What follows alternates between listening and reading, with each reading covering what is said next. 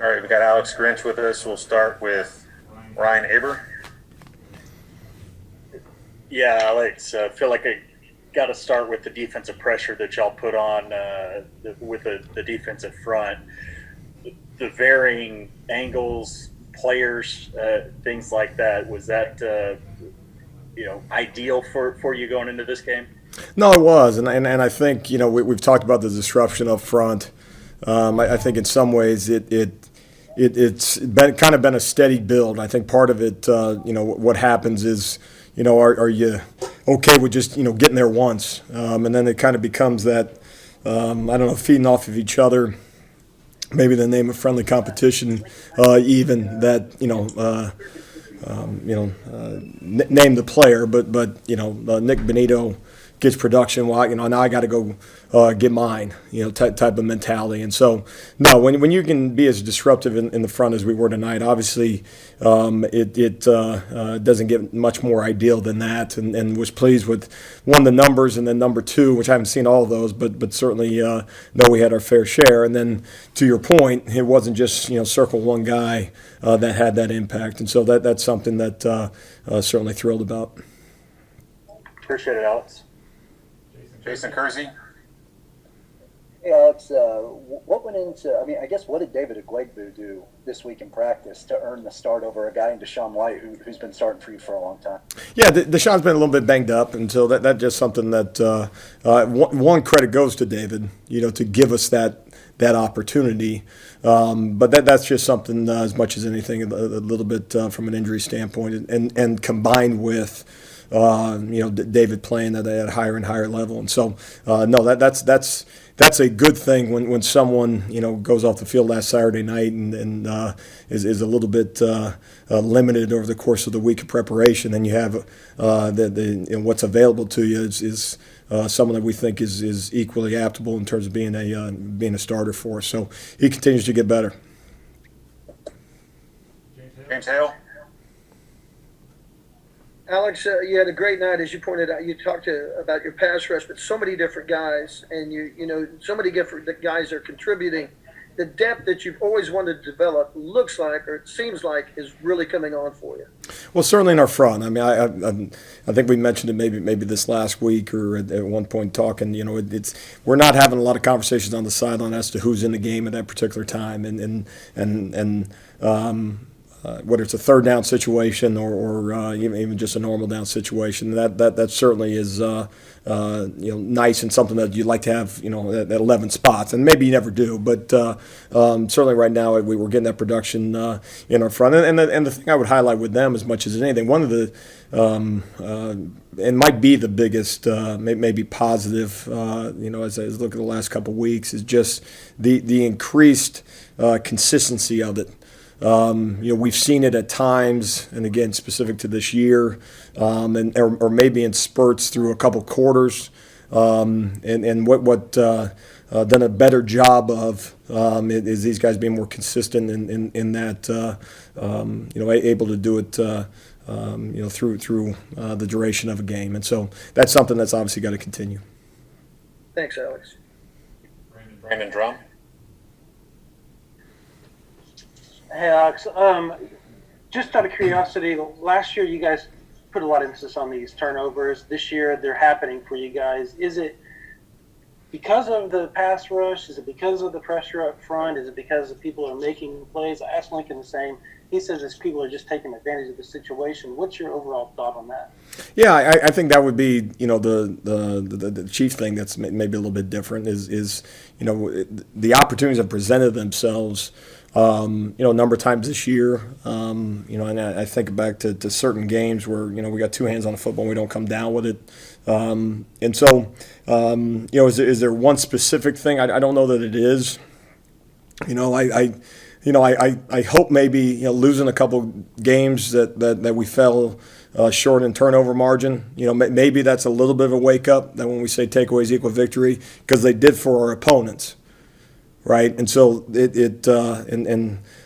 think 27 of the last 28 games in the NFL, either tied or winning turnover margin is the chief predictor of success. And so, maybe just maybe we had to learn some hard lessons as to the impact, and maybe not get saved by an offense when we didn't get takeaways to maybe drive a little bit of the point home. But again, what you get tonight. 2 weeks from now, you got to go do it again. And so that's I would say another thing that our guys are coming to maybe grips with a little bit is you don't get credit for what you do on Tuesday.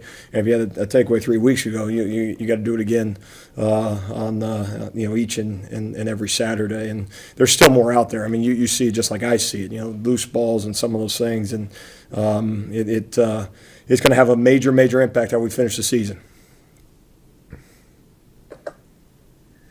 Let's go to John Hooper. Yeah, hey Alex, congrats on the win. I'm wondering if the addition of Ronnie Perkins, right? He comes back, he's got all that ability.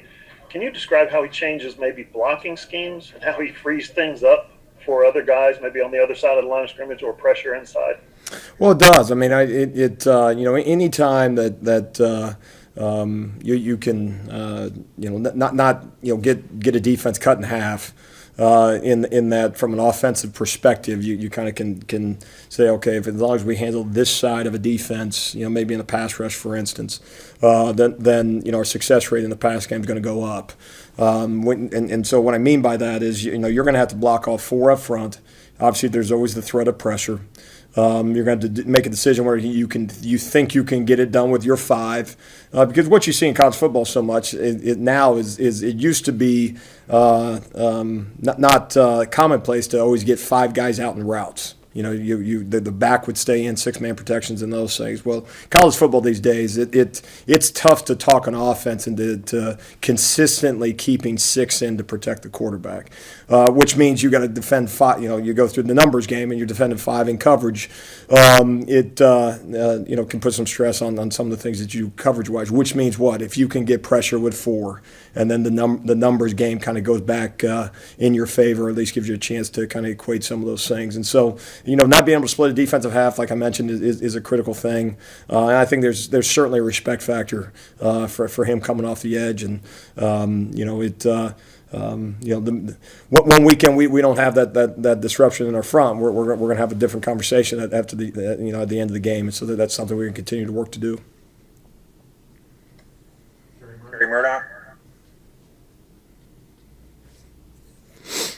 Hey, Alex, one of the things that you're getting this year, especially the past couple of games, is your offense is putting so much pressure on other teams that they're having to go for it on fourth down. Can you just talk about, I know you're also getting the turnovers, but you're also, executing, fourth down stops at a really high rate right now. Yeah, I mean, that's something that it's always kind of in the back of your head. I mean, in terms of obviously third downs, key downs, and especially when they get it somewhere in the vicinity of midfield. I don't remember the exact yardage on the one tonight. Obviously, that was in their field zone, which is obviously a little bit more rare. But in any event, no, and that's something that you constantly are thinking about. Okay, they're probably in four down territory because they have to be.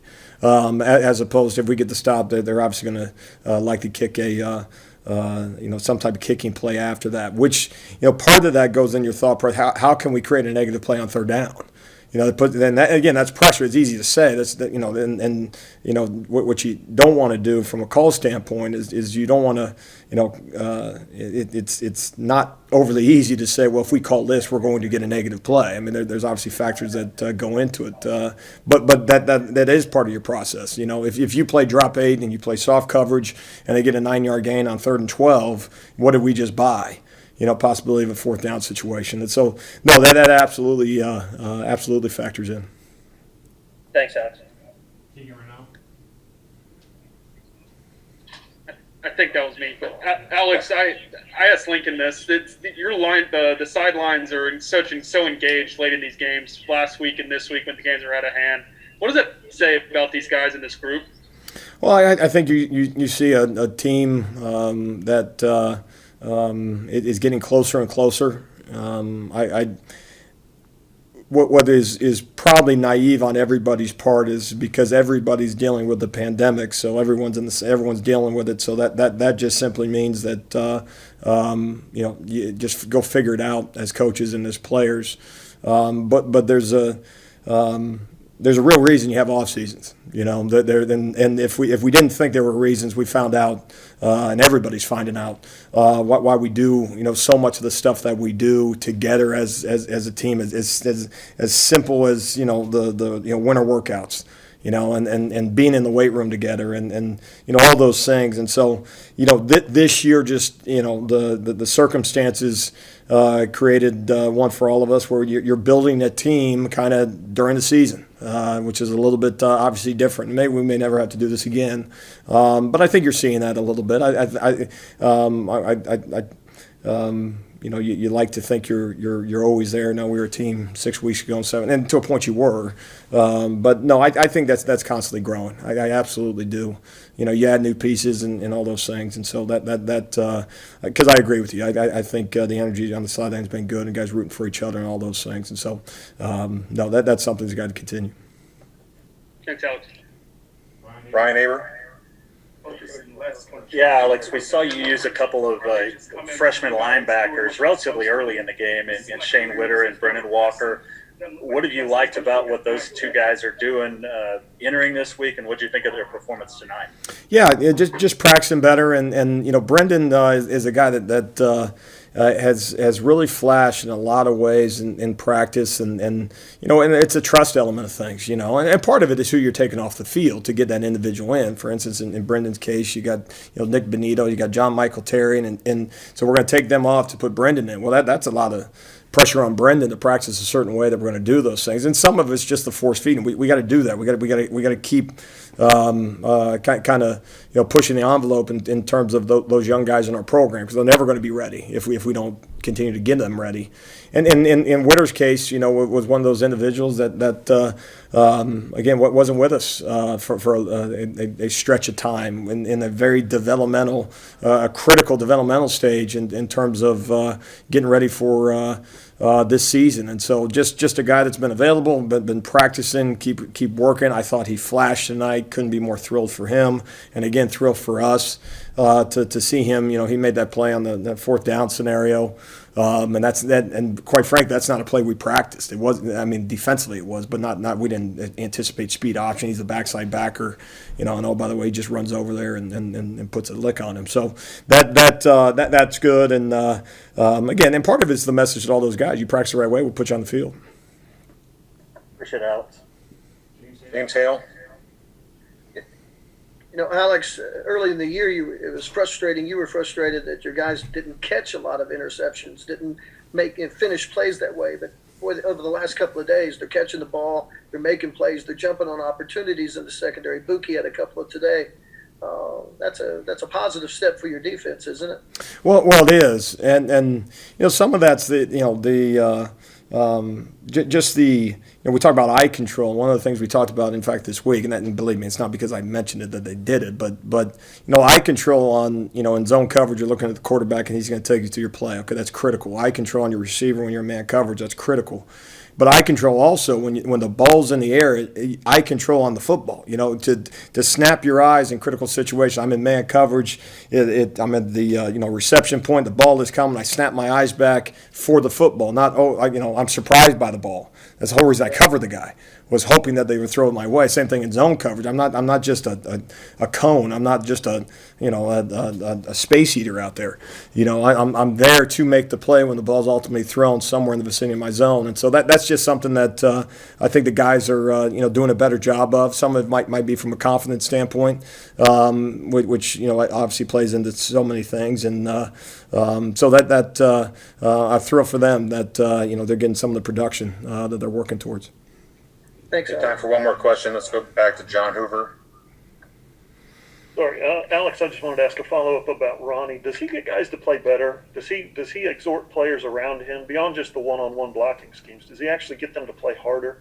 Yeah, I think some of that stuff is infectious. It just is. Whether it's talking about the secondary and this guy makes an interception, I think that's there's something to that as well. It's the same thing when you see some physical play. When the guy next to you is playing physical, then all of a sudden that becomes the expectation. Obviously, you want more than one guy doing it and all those things. But I think certainly in Ronnie's case, it creates the standard for how it should be done.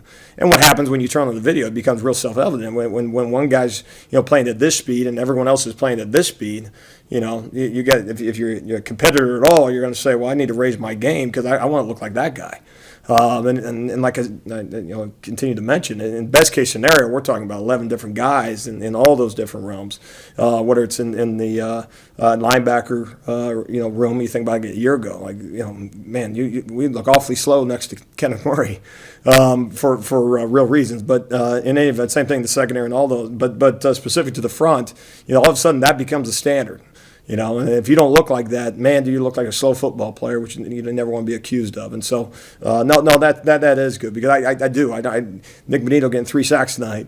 I hope he would thank Ronnie for some of that too.